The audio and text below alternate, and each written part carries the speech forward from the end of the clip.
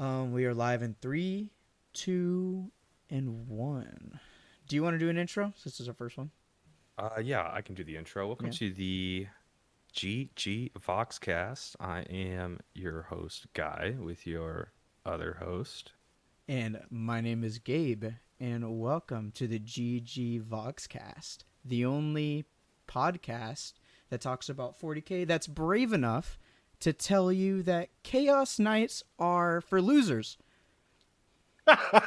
That's starting off really strong. I appreciate We it. are starting off a primarily book-focused Voxcast podcast. So we'll be discussing books that we read each episode, but we're also going to be taking a look at the balance changes in the 40K game setting, talking about general lore. We're not only going to be talking about the books, we'll kind of be talking about whatever's going on currently. So, I I understand that we were supposed to read Helbrecht. I did, right? I just finished it. And I was Finally. very, very surprised with how good it was. But I also want to talk about a little bit of the Thousand Suns, the new update. I played a couple games. I have a couple under my belt and a couple lists. I do want to talk about those. In addition, with some Necron nerfs. For sure, for sure. We'll definitely talk about the balance changes. We'll talk about the Chaos Knights rules that just leaked. Not all of them. We're not like outside tactics or anything, but just a couple mentions there. And then of course we'll talk about the Thousand Suns new codex as well. Let's start off with Helbrecht, which was I agree with you. We were speaking before we started recording. It was kind of boring for the first half, quote unquote boring. Like your lizard brain just wasn't super activated for the first half of the book. There wasn't really any action going on, but it's a small book, and I think that's actually kind of emblematic to the arc of the story. And I don't think it's a bad thing that it's not all gas the whole time. Because if it was, it would be just as boring if it was just hacking and slashing the entire book cover to cover. I mean, like, yeah, you got to set it up, obviously, right? And I think, hey, can we talk about Gilliman? Can we just talk about him just showing up? Okay, yeah. and So obviously, spoilers. Gilliman oh shows yeah, up in the first like 2 pages, but yeah. literally the first page. But this is going to be full spoilers, of course. We're going to be completely transparent with what goes on in the story. So if you haven't read it yet, or you are trying to read this book, you might want to stop now and come back once you're done. Gilliman showing up was probably the only thing that kept me interested in the first couple chapters. I'll be honest, I really considered stop reading it because of how boring it is. But a lot of the 40K books kind of start off so. Even Horse Heresy, Horse Rising, Galaxy in Flames, and so on, start off pretty slow. But the way Helbrecht started off was more of a personal reflection on him as his character developing as a whole, right? And he's on this personal vendetta all the time, as Black Templars are. I mean, you're a Black Templar player, so you would know, right? Just based off of the Oh lore. yeah, yeah. He only cares about, and they say it probably like 12 or 13 times in the book. Blood and fire. Like it's all about going through and eliminating anyone who doesn't fall within the imperial mandate. But with Gilliman, it really poses the main theme of the whole, one of the two, in my opinion, main themes of the whole book, which is um, duty versus honor, and remembering that duty consists of things that are honorable, and by completing your duty, you will be given honor. He was obsessed with chasing down Gazgul Thraka from Armageddon, the Beast. He wanted to finally wipe them out, quote unquote, once and for all. Even though anybody who's familiar with the fungus-based orcs knows that that is, pretty much impossible. And then also, without doubt, there is no faith. So it was a whole thing about his faith in the emperor, the will of the emperor, and that's something that every Black Templar has to go through. Which is, they get to the planet, they get to this ruin world that's pretty much, empty, except all of these scavengers and um, pilgrims everywhere. And he's like, what am I doing here? Like, we're supposed to be finding like a relic. We think we saw in a dream that there would be a relic of Dorn here. Um, it doesn't really seem like we're here for a point. And you, as the reader, you're like, man, this is kind of boring. They've just been talking and walking since Gilliman showed up for about like 10 chapters. And then finally it picks up and it's like, oh, we actually should come here. There's a very good reason why we came to this planet. And that's because it was taken over by chaos, because we left it in a state of ruin. And we learned that, maybe leaving planets in a state of ruin or ruin worlds isn't the best solution. Even though Dorn came up with it, it Yeah. wasn't for the best. It We were wasn't. just talking about that last night. We were just talking about that last night when we were playing Dark Tide. I understand the answer you gave me about Ruin Worlds, and you specifically use Rogol Dorn or Wogol Dorn to give an example. To give an example, right? But before we talk about that, can we just talk about the fact that Gilliman would never say what he said to Helbrecht to Rogol Dorn's face? I What mean, did he say? dude, he Tell told me him in he the was an honor. He told me he was a failure. It was beautiful. I Well, loved he it. was telling Helbrecht the story of Dorn failing, because he did not follow his duty, which was protecting the Emperor. Dorn failed when Horus struck down the Emperor, and he snapped his sword over his knee, shattering it into the shards that would later be turned into the black swords given to the Emperor's champion. In this book, it was Bolheim. Fucking Um, rad. but he was telling him that story because he was showing him, hey, if you choose right now to go off and chase down the orcs, you are failing the Imperium. You are failing the regent of the empire, me, the son of the emperor, and therefore the will of the emperor. I love He's seeing trying to that. tell him, you're going to be pissed when you look back and realize after you killed the orcs and you see all these planets that were taken over by chaos, etc. Yeah. Um, when I told you so, you're going to see that I told you so. And he goes, all right, I'm not really interested in what you're saying, but I'll take it into consideration. Then him and Bolheim have a vision. They go to a planet that casts doubt on, what they're doing, what they think they should be doing, which is glory and conquest. And then it actually turns out, even though the planet was kind of boring, there was still some blood and conquest to be had. There's Yes, plenty. there definitely was. But I mean, isn't that the perfect foil or the perfect match? The Black Templars I see as this faction within the Astartes that just bounce around from enemy to enemy. It doesn't matter if it's Xenos or if it's Heretic or if it's anything, right? Or even maybe a Traitor Legion or something. But I see them as this pinball bouncing from side to side, planet to planet, fight to fight, all over the galaxy, just like the orcs, And I see it as this perfect counter to both the orcs, and I understand why Helbrecht wants to focus the orcs. I mean, they're exactly the same in a lot of ways. But then again, that's why Gilliman had to show up and tell him, listen, you need an objective, or you're just going to be straight up a rogue Astartes chapter, which in a way they are. In a lot of ways they act like a rogue There, Astartes chapter. there are plenty of rogue Astartes chapters out there, but they are non-compliant at best. They still act within the interest of the Imperium. Yeah. Um, The Black Templars also, just less so in a lot of ways. They're not the most like shining example, but they're still awesome. I'm not dissing the Black Templars. sure. Well, this is the third Black Templar book that I've read so far. Ooh. And the first one was Hell's Reach, of course, which is the required reading for pretty much any 40K fan. And then it was Broken Crusade, which is a newer book. And in Hell's Reach, it is Black Templars versus Orcs. In Broken Crusade, it is Black Templars versus World Leaders, which is why my second army is World Leaders, because even though that book wasn't perfect, I really enjoyed it. But both of those enemies, they're not the same, but they kind of match the energy of the Black Templars. In this book, going up against Chaos Cultists run by Iron Warriors was really, really interesting. Um, the Iron Warriors are, classic rivals with the Imperial Fists, the founding chapter of the Black Templars. So there's a lot of bad blood between them, which just makes for good, easy storytelling.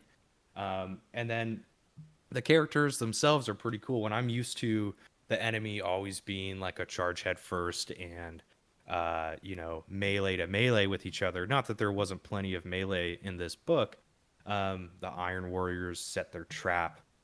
They did things in the Iron Warrior way of fortification and planning, and using strategic advantages, which is great at going against the Black Templars because Black Templars, and they said it in the book, there's a vow in the rules for their army detachment, or their army rule, called accept the challenge no matter the odds. And that's what they always do, is even though the Iron Warriors kind of had this set from the get-go, the Black Templars were like, fuck it.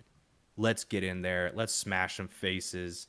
Let's cut some dudes in half. Let's roll some heads. And I loved it. I thought it was great. I was hesitant at first. I was like, I like the Black Templars, so I'm gonna give it a chance. But I'm glad we stuck through and finished it. It was really short, so it's just a small hump of kind of a slow beginning. Grade A virgin response, but I respect it. Oh my god, bro. Okay, what's your response? No, it was a good response. I just I love Warhammer, right? But the second I get too deep talking about the lore, and especially with my personal factions, I can't help but to think I'm a huge fucking dork, you know? But oh man, that's like the whole point. no, dude, I totally get it. I totally get it. Typical Thousand Sons Necron player can't accept himself for who he is. Just an old ass robot husk or literal dust. But yeah. you do realize this is like the bottom of the iceberg for dorky stuff you can be into. Hell yeah, I'm here at the final level. We're here to win. I'm here to become the most untalkable human being on the planet, and that's why Untalkable, you should unapproachable. you should not, you should only Shut watch up. the 40K podcast like ours, all right? Stop talking to people and watch our podcast. Oh my god. So what did you think about the book besides that it was boring in the beginning? Like, did you enjoy the rise of the neophyte into an initiate, the Emperor's champion kind of just being a flat character throughout the entire thing? I mean, there are Astartes. Most of them are going to be flat characters because their whole personality is duty and honor, right? But that's not a bad thing. That's really not a bad thing.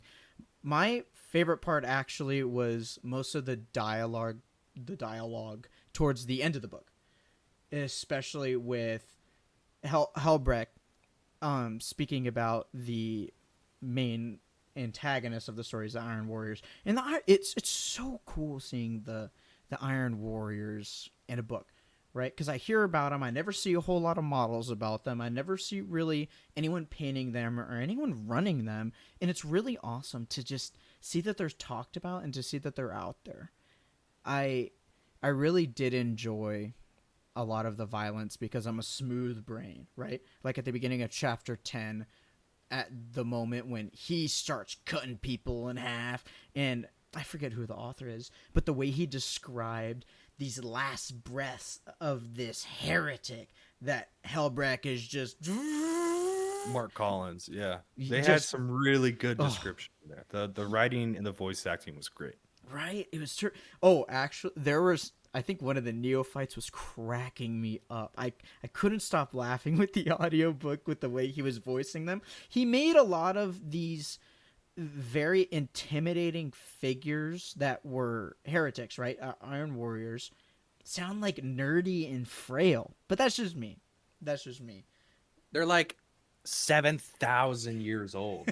8,000 years old. They're like not even. He was describing him, and he didn't even like come off as a human. You couldn't pass as a human. Yeah, at that point. he came off as this like mutated. Which I like. Okay, so Iron Warriors just had a huge release on 30K. I guess you haven't been paying attention, but the I whole have not. Saturnine box is salamanders Oh and yes.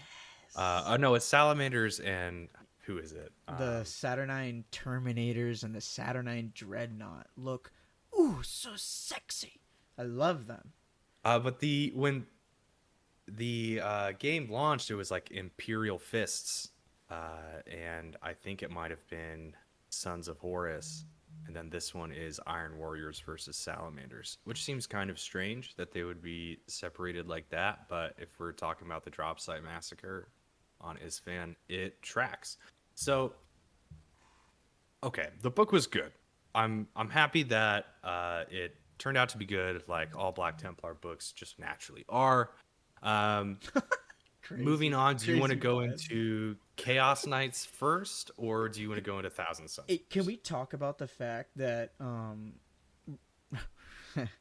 that Helbrecht was essentially cursed at the very end, saying, I forgot who told him. It was one of his fellow Astartes Must have been brothers. Grimaldus.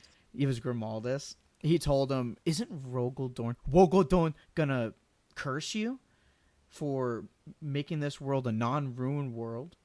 Oh no, that wasn't Grimaldus. That was I think that was either the Neophyte or the chaplain that was. Don't you? What do you think? What do you think? I think that's foreshadowing. I think they're obviously going to bring Rogaldorn back as a Primarch in the models. Let's be real. It's going to happen No, within I the next mean few years. if you remember, what he immediately responded with was, "Well, look what happened when it was a ruin world. It went from an Imperial Fist stronghold that turned into a ruin world, and it was infiltrated and taken over by our mortal enemy, our arch enemy, the Iron Warriors. Like Gotta that's love it. worst case scenario." Yeah. So I think Rogel Dorn would have had to admit that it was wrong, but Helbrecht is probably one of the only people who would have the balls to tell him. Oof.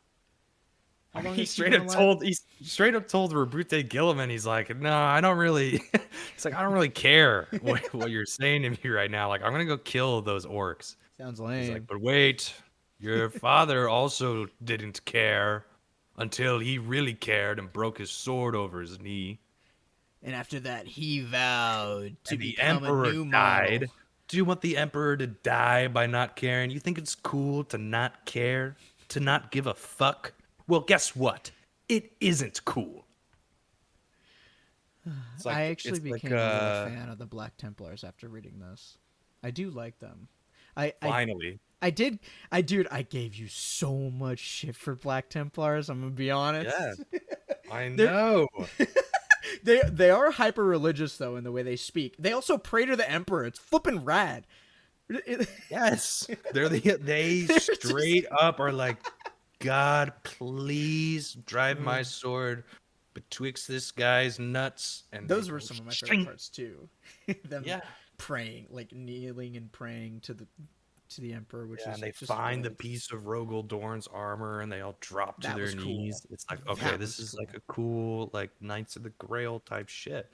It's pretty Did you? cool in the set. I mean, it fits in. It is. Did you read the epilogue, or did you listen to it? Uh, I believe so. That where he tells that old man like, "Hey, your new duty is to rule, but make sure there's Oh no yeah, heretics. Goodbye." yeah. Well, he did a pretty bad He job in the did. first place. Why you think he's gonna do a better job now? No. I don't think he was there from the beginning. I'm pretty sure he was just the leader of the Pilgrims. That's the part about audiobooks I don't like, is that it's hard to go back and like recheck very. I think we should physically read, because I don't know. I'm about Audiobooks half are and half different. so far. Yeah.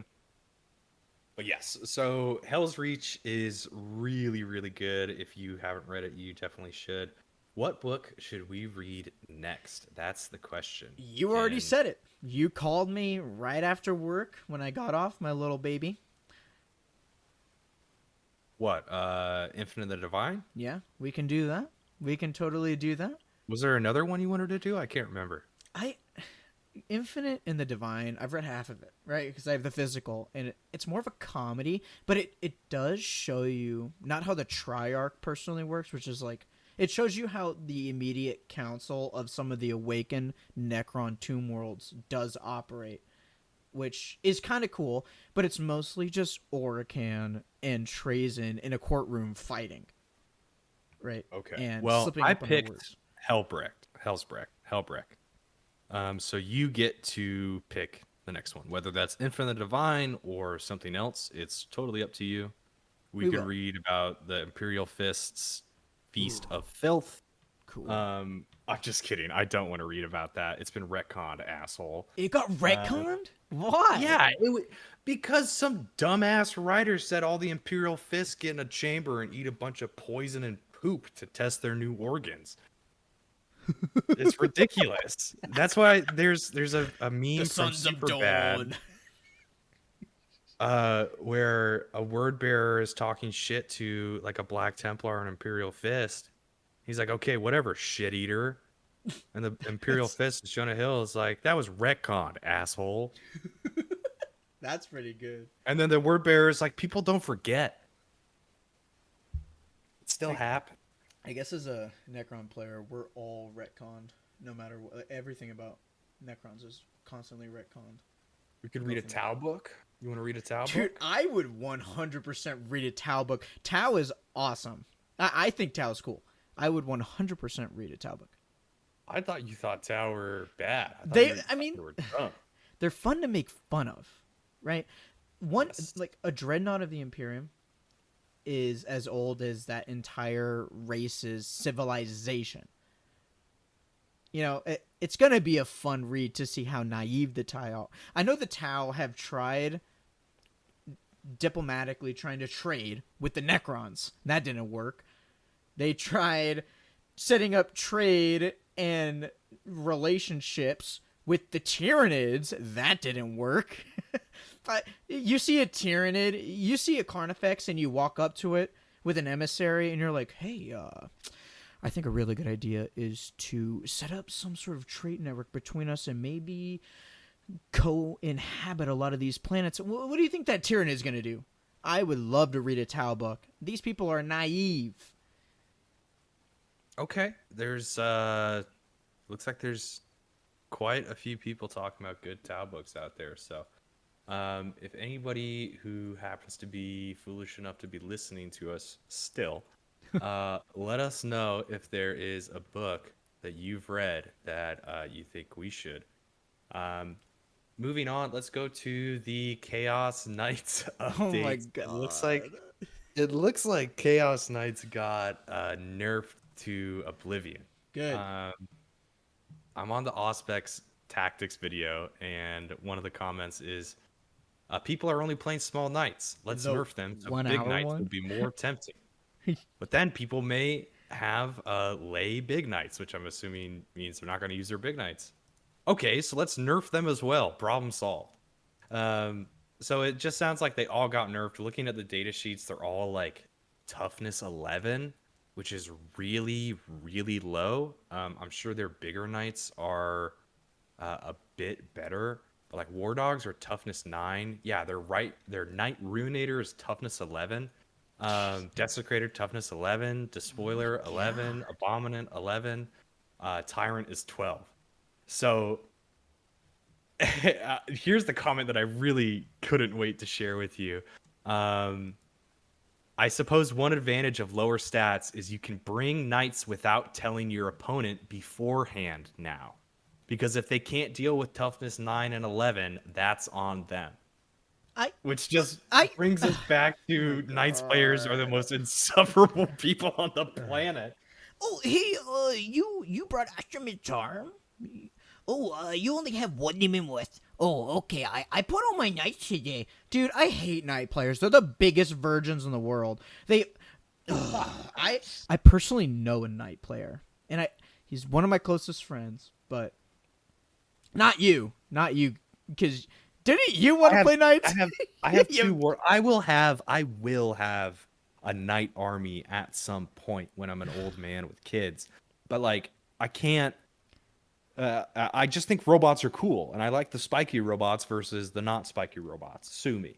But playing them is a whole other. Like, I would never play knights against anybody else. And people, if they're listening to this, are gonna eat me alive. I would never play knights against anyone who isn't playing knights, or maybe custodes. But if you take custodes or knights versus virtually any other army in a casual setting, and you don't at least warn the person beforehand so they can respectfully back out of their game with you, you are BMing them. You Yeah, are using bad manners I if you agree. bring an army that you are playing either because you think it looks cool or because their rules used to be so busted that Preach. nobody could deal with the shit in them. I would Like, rather play against a I'm not bringing meta-chasing repulsor Catan army. executioners. Yeah, I'm not bringing all anti-tank to play your fucking army, dude. Yeah, No for way. real. Like, that's the thing about knight players, though, is that there's two different kinds of knight players. One knight player is, hey, I'm playing knights, and this is the kind of toughness you should expect. The other knight player is, oh, I'll be playing chaos. I Here's the thing, right? Let's. I'm looking through this stuff. I'm looking at the detachments, and you know what? They don't seem that bad, right? They got 4 new detachments, right? But They're just not going to be as OP as they used to be, which honestly, is fine. good. Who cares? Yes, which is good. Yes. I at least But the that the people who knights play have. knights dump in 2 armies worth of money into their army. That's their fault. That's their fault. Well, You bought stop into an army that is specifically designed to have high toughness at an extremely like points per dollar is flipping obscene for knights and titans. I don't understand people who buy titans either. That's like extreme hobbyist. Well, again, for my probably third and final, I have Black Templars, World Eaters, and I'll probably finish with Chaos Knights. Like, I want the big robots. I understand why people think those are cool. I do. But there's this huge at least now it looks like it's getting to a more balanced state, but like I you call me a pussy, call me whatever. I wouldn't play a game with a Knights player because I don't have 3 Gladiator Lancers. I don't have 3 Repulsor Executioners. Like, I'm not bringing like I'd like to play a list that I want to play without trying to completely tailor it to my enemy. I like to bring a all comers list and see if I can make it work. Not, oh yeah, everyone's gonna have toughness 12, 20 wounds, strength 12, Not only that, you can 56 also inches. do allied Like, demons too. Jeez. so yeah, I think it's going in the right direction. Imperial Knights are not going to come out until later in the year. It looks like they decided to use the Chaos players as guinea pigs. Rightfully so, I guess. I'm gonna be honest. We went into more depth when talking about other factions, right? We probably not sat down and talked, but on and off spoke about the World Eaters Codex and a lot of their balance changes, especially with the 8 bound, right?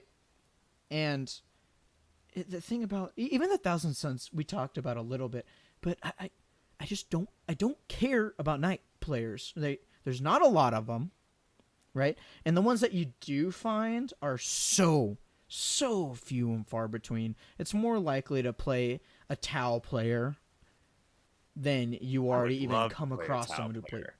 Who loves Tau players? I would love to play a Tau player. Just to see a Tau army on the board in person would be cool. It is rad. A couple people that I play with on a regular basis play Tau, and dude, you do not underestimate them. They do not have a high win percent, but man, in a casual setting, they can hit. Stealth suit combined with because stealth suits give a line of sight buff, and then you get an extra one to hit, right? And What is it? Their marker light? yeah, something like that. I don't know because I don't have their codex. I would love to get a Tau army one day. That's army number 5 or something, and that Yeah, would be robots either are after cool. sisters. Yeah, honestly, their mech suits are cool, and they're super deadly. But the Void Dragon, walks all over them. Saying from experience. But man, dude, a set of breachers dropping down and just lighting up your units is terrifying. Breachers are solid. Tau breachers are very solid. Uh, You are a bad mannered Necron player, so not true. it's not surprising at all. That kind of gives us a good segue into the deserved nerfs that you got with your points. Finally, they I unnerfed the Black Templar I points a little actually bit, but think the nerfs are good for some of the Necrons. Some of the nerfs that we did get are good. your Locust I actually agree destroyers with need them. to be easily 100 points more than they are a pop. I disagree. I just I the think you should be able to but, bring them in the game. I think they but should be sent to banned. legend They should immediately. be put to legends. Is insane. The I agree with some of the nerfs, but they missed out on some buffs, right? Because the what is that tunneling unit for the Tyranids that F has? Is it the The Ravener? Rippers, The Rippers, the Rippers? Ripper Swarm. No, not the Swarm. It's a different one. I think it's a Ravener, the one that digs underground. There's I'm talking about the little tiny no, guys that are on like a base with 4 dudes on it. no, not the. So the Tyranids have a unit. I think it's the Ravener. I believe it is, and it digs underground, and it has a tunneling ability. Right, so cheap, like 75 points, and it has way more abilities, right? And it has better attacks. It has better melee, better everything. And our Ophidian destroyers are 80 points and have no abilities, no nothing, super weak blades, and they don't do anything. Right? They're good for secondaries. Don't get me wrong, but the Ophidians are the one unit that really needs to be buffed. Either not giving it any abilities and maybe making them 65 points. I think, but I'm crazy, and I'm trying to be honest. I do believe that the Lord, the score pick destroyer Lord, needs to be nerfed again. I think it is way too powerful having a 4-up Invil. In addition, I'm with a trying 4-up so ban. hard to imagine these units in my head. As a Oh, Space yes. Marine Chad, That's true. I know intercessors, inceptors, That's true. eliminators, eradicators, suppressors, infiltrators. You know the I know dudes all with 3 that, but legs? Like the little uh, spider guys with 3 legs, and they have the 2 blades? The that score yes, pick okay, destroyers? Yeah, yes, with the those dudes. big half crescent. Or the big Yes. crescent blades. Yes, Yeah, yeah, I yeah, know yeah. what you're talking about. Those Um, guys. how have you been liking the Thousand Suns? Dude, I nut when I play the Thousand Suns. Seems like they, they're a lot better. I, their new unit. You want to talk about their new unit, the Sectar robots? Yeah, how have they done? Um, they're all right. I do really like them, but they're so situational. I have the new codex because I waited in line for it, and it's beautiful. The thing about the Sectar robots is that they hit on force for pretty much everything. Their claws are pretty solid at strength 10, right? But hitting on fours That's is good, rough. but fours is rough. Well, that's a It 50% shot. Yeah, Uh, for but they also have stealth, right? They're only 90 points for 2, which isn't bad, right? In the codex it says they were 145 points, which is crazy. So thank God they lowered those points, cuz 90, I think they should be around 80. I think right now they're still a little too expensive. But their flamers and their Hellfire missile wreck is really where they shine because they get a free Overwatch, right? oh, But which you that's can not. finally do correctly now. Oh, don't Yeah, by the even. way, Don't everybody, the first few games even. where he and I were playing, he would Overwatch me and be like, "Oh yeah, I get to shoot all my guns and they just hit normally." When Overwatch actually works, like all my guns only hit on a 6. So that's why I use flamers, torrent weapons, because you don't have to roll the hit roll. They just automatically hit. But Yeah. this guy, this cheater, Yeah. would Overwatch every single turn in all his Necron free Overwatch units. Ugh, I used that ability very wrong BM. on the Hexmark. I thought the Very BM. Hexmark gave an aura It's okay. It where was all one my of our Overwatch first hit on 2 games. It's ups. it's not a big deal. I just like giving him shit for it because Fair. he's a cheater and he did it on purpose. Um, That's all not but that's not true. I'm glad that they're good. That's cool that they have a free Overwatch. I mean, Can you bring a rubric Marine squad with the majority of them with flamers? Like, don't You they can. already have that role filled? I think But the new way to 90 play. points is a lot cheaper than a rubric Marine Yeah, brick, but you isn't only it? get two. 3 up save, I think, off the top of my head, and then a 5 up invul. And they're pretty tanky. The sectors are tanky. But I think where they shine is them having infiltrators and being able to take objectives pretty quickly and at the beginning of the game. I mean, all of the skirmish units that most armies have are going to have a lot of trouble taking down the sectars until your main battle line gets up there and starts actually dealing some damage. But I think where they shine is the free heroic intervention stratagem, which is That's am good. trying to build around. Like with having a 10 toughness power claw with 3 attacks each. If you have a squad of 4 of them, that's 12 attacks hitting on 4 ups. And if you can also have Terminator Sorcerer right next to them, giving an aura, having them go extra hits or adding one to the hit roll. That's terrific. In addition, with some of the army rules with Thousand Suns, you can also do your psychic phase. The psychic phase is terrific. I am such a huge fan. I played a game earlier, I think yesterday, and I decided to roll that third die. And I ended up killing my Inspiring Sorcerer, and I ended up putting my Infernal Master at 1 wound because if you don't put your minis in a situation to do great things, they never will. Yeah, you got to take the risk for sure. Always. Some I think the heroic intervention strat would be good. You could just bait them with a juicy sorcerer of some type or another. Um, Maybe a forge fiend, and fucking have him as like a little bodyguard in the back. Whatever you want, just keep him near the unit. I love Forge Fiends, man. I finally got the 3 Plasma Forge Fiend and then the Hades Auto Cannon. Those I think are the meta. The Hades Auto Cannon over the Really? yeah, of course. I mean, D3 is a little too unreliable for me, right? So you have 3 Ectoplasma Cannons, right? All rolling D3s with Blast. 10 strength, solid. But what are you really going to encounter, unless you're a Knight player, that is above 10 strength in most cases, except for like a Dreadnought being 10 strength, right? Or maybe a Vindicator being 11 toughness, right? You're not going to encounter a lot. And if you're getting add 1 to the wound roll with a lot of the Thousand Suns abilities, would you rather be hitting on 3 D3s or would you rather be hitting on 2 6s, right?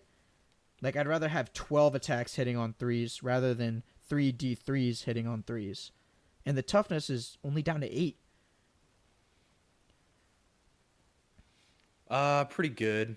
Yeah. I think the 10 ensures that you are going to melt smaller units if you're, able to make advantage of having blast. Yeah. Honestly, at that point, I would probably use the mouth as an ectoplasm and have the 2 Hades on the side. And that's the way I run it, baby. That's the sexiest way to run it. It's beautiful. Yeah, it's pretty cool. But I mean, Um, yeah, the -3 AP and then the 3 damage for the plasma is pretty nice. It's pretty nice. Most things that go through just kill it. No rolling for a save. all right. Well, I guess the last thing we should talk about is what we're actually going to read next, but we're going to tentatively plan to read next. We could read Fire Warrior, which is the Tau book. We could read Infinite and Divine, which is your Necron book. If there's a Tsons book you want to read, we could do that. If there's a Space Wolves book you want to read, because I know you're a furry, we could do that. That's crazy. That's Or crazy we could slander. read- Or we could read Sigismund because I love Black Templar books. All right, I have a coin with me. Right, I have a coin. All right, on heads, we're not reading Space Wolves. Get the hell out of here. On heads, we're reading about the Tau, Fire Warrior, and then on tails, we're going to be doing Infinite and the Divine. By the way, we should play Fire Warrior. Have you seen that game? No. Dude. Is it on Steam? I I don't know. We should look it up though. Oh my god. Don't ever speak like that again. Um, All right, Fire, I'm what are you flipping. talking about? Like, is it a 40K game? Yes, dude. You play as the strongest fire warrior in the 40K universe. You actually kill a Lord of Change by yourself. In canon, you're the most powerful being in the universe. Oh, there it is. Yeah, it's fucking sweet. All right, Uh, I'm flipping. I lost it. Fucking, do you have so much trash in your room? You're Oh, like no, Nobel I got it. online. What's it say? It says heads. What was heads? I don't know. I'm just gonna say it was Fire Warrior because All I want right, to read that. let's read Fire Warrior. That sounds flippin' rad. I'm down to read Fire I can't Warrior. believe you forgot. You didn't remember it. No, yeah, but I was looking at tab. I was looking for Fire Warrior on Steam. Fucking. well, Uh, dude, okay. I think you have to like download it off Pirate Bay because it's not anywhere. I think it was an old school console game, like maybe on the PS2 or something crazy. It's old. It's old, Interesting. old, old. But I mean, Interesting. is this where we're gonna plan on ending it right here? I think so. I think this is a natural stopping point. It's a good place to wrap it up. So Well, if you have anything else you want to say, thank you everyone for watching our 40K podcast. I hope you enjoyed it. I don't know if it was as informative as it should be, but it's definitely mostly shit posting. So we hope you liked it, and thank you to all the people who keep my lights on and keep me yes, we buying really minis. appreciate it. You guys are the reason why we get to do GG Voxcast full time. So please make sure you like, comment, and subscribe because all of those things directly take money out of your bank account and put it into ours. We gotta keep getting the books. If you want more 20-minute book reviews, that's how you're gonna get it. And those audiobooks are like $30. So on top of the DoorDash orders and everything else, I got to eat to survive, dental insurance, health insurance, vision, ear and eye. So really appreciate everything you guys do. Please make sure you subscribe to our premium content. And we'll see you next time.